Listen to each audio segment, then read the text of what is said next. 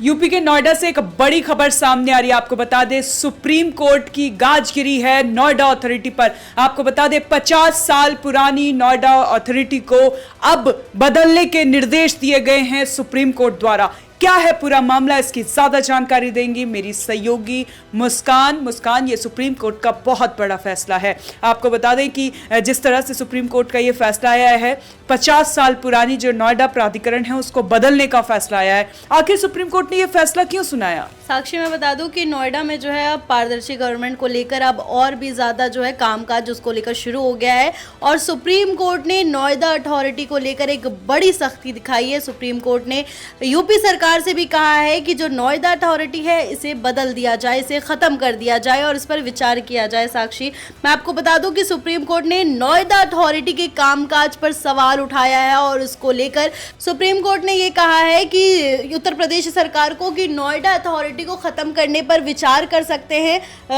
उत्तर प्रदेश सरकार। इसके साथ ही आपको मैं बता दूं कि जो नोएडा अथॉरिटी में को लेकर जो सुप्रीम कोर्ट में रिपोर्ट दायर हुई है उसमें 31 मामलों में गड़बड़ी पाई गई है। नोएडा अथॉरिटी की जो है ये बड़ी लापरवाही और भ्रष्टाचार का जो मामला सामने आया है, अब जो है सुप्रीम कोर्ट ने ये निर्णय लिया है और उत्तर प्रदेश सरकार को कहा है कि नोएडा अथॉरिटी को बदलकर अब मेट्रोपॉलिटन काउंसिल बनाया जाए। आपको बता दें साक्षी, और इसको लेकर विचार करने को भी कहा है। और सबसे बड़ा बदलाव यह है कि आने वाले 4 हफ्तों में नागरिक सलाहकार बोर्ड यानी कि सिटीजन एडवाइजरी बोर्ड बनाया जाएगा। इस बोर्ड में आम नागरिकों और समाज के प्रतिनिधियों को शामिल किया जाएगा। ये सुप्रीम कोर्ट ने आदेश दिया है ताकि प्राधिकरण यानी कि अथॉरिटी के जो फैसले में लोगों की राय भी शामिल हो सके और इसके साथ ही भ्रष्टाचार वगैरह भी जो है वो खत्म हो सके। इसके अलावा सुप्रीम कोर्ट ने साफ कर दिया है कि अब नोएडा में कोई भी विकास प्रोजेक्ट की शुरुआत नहीं होगी।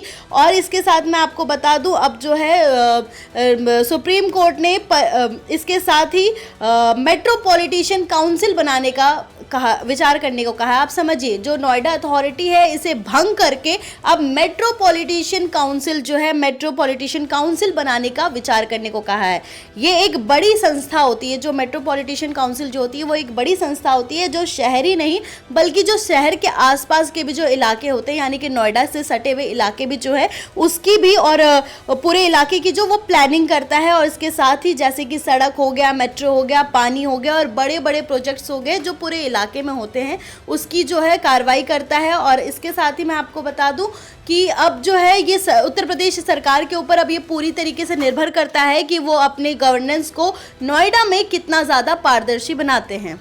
जी मुस्कान, जिस तरह से जस्टिस सूर्यकांत और जस्टिस जॉय माल्या बागची की बेंच ने एसआईटी की रिपोर्ट की सिफारिश करते हुए इसको स्वीकार किया है और जो सुप्रीम कोर्ट है उन्होंने कहा है कि मुख्य सचिव को निर्देश दिया है कि इन सुझावों को मंत्री परिषद के सामने रखा जाए और उचित फैसला लिया जाए। तो जिस तरह से नोएडा प्राधिकरण पर पहले से ही आरोप लगते रहे हैं भ्रष्टाचार के, तो ऐसे में जब सुप्रीम कोर्ट का ये फैसला आया तो शायद सुप्रीम कोर्ट ने भी ये माना है कि जो सुप्रीम कोर्ट जो प्राधिकरण की जो टीम है, जो अफसर हैं, वो भ्रष्टाचार में लिप्त हैं। और ऐसे में जो आईपीएस की 3 अफसरों की टीम को भी गठित करने के लिए कहा गया है, जो कि पूरी मामले की जांच करेंगे। डेवलपमेंट कार्यों में भी रोक लगा दी गई है और ऑडिट के लिए मुख्य सतर्कता अधिकारी भी नियुक्त किए गए हैं। तो ऐसे में जो सुप्रीम कोर्ट है ये बहुत बड़ा फैसला है नोएडा के लिए। तो अब कितने टाइम तक ये पूरी काउंसलिंग बनाई जाएगी मुस्कान? ये तो साक्षी देखने वाली बात होगी कि इस पर कब विचार किया जाता है। हालांकि सुप्रीम कोर्ट ने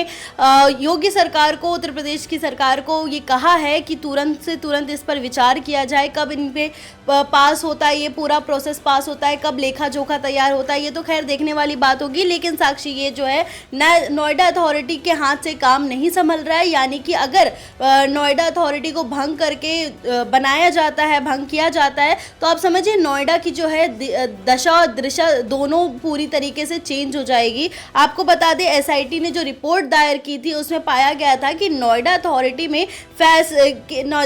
के जो कुछ फैसले हैं, कुछ गिने चुने फैसले हैं और अधिकारियों के हाथ में केंद्रित था। रिपोर्ट में ये कहा गया है कि प्राधिकरण की जमीन आवंटन नीतियां बुलडोजर के पक्ष में और फिर पारदर्शिता और निष्पक्षता की भारी कमी पाई गई है। आप समझिए, नोएडा अथॉरिटी जो काम करती है उसमें कई उन पर आरोप लग रहे हैं और जो अभी एसआईटी की जो रिपोर्ट दायर हुई है उसमें नोएडा अथॉरिटी के ऊपर कई आरोप लग रहे हैं, जिसके वजह से ये बड़ा फैसला लिया गया है। और अभी तक आपको बता दें कि सिर्फ विचार करने के लिए कहा गया है, तो नोएडा की दिशा जो है काफ़ी हद तक बदल सकती है। अगर नोएडा में मेट्रोपॉलिटन काउंसिल अगर लागू होता है, अगर बनता है भंग करके नोएडा अथॉरिटी को, तो आप समझिए नोएडा में कई चीज़ें जो है वो बदल जाएंगी, लोगों की राय ली जाएंगी, अब लोगों को भी इसमें शामिल किया जाएगा, यानी कि सब कुछ जनता के राय से होगा, जनता को के सामने होगा। अब जनता से कुछ भी छुप छुपाकर कुछ भी काम नहीं होगा नोएडा में। जी नहीं मुस्कान, बहुत बहुत धन्यवाद आपका। तो ये बड़ी खबर नोएडा के लिए, जो सुप्रीम कोर्ट का आदेश आया है प्राधिकरण को बदलकर नई काउंसलिंग गठित की जाए।